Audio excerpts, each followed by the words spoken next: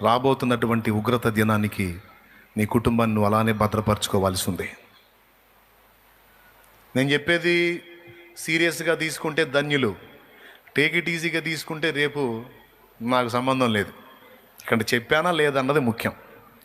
నా ఫ్యామిలీ పరంగా అయితే నేను అలా జాగ్రత్త చేయడానికి నేను కష్టపడుతున్నా, మీకు కూడా చెబుతున్నా.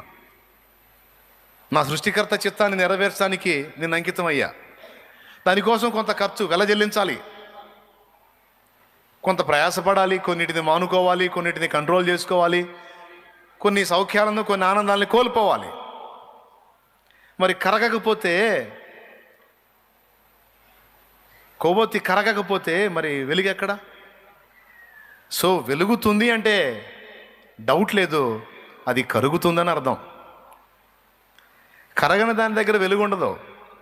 వెలుగు వస్తుంది అంటే అది కరుగుతూనే, కరిగితేనే. అవునా?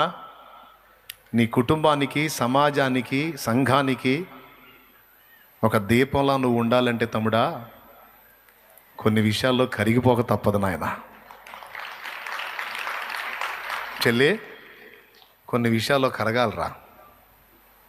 కరగకపోతే మంట ఉండదురా, వెలుగు ఉండదు.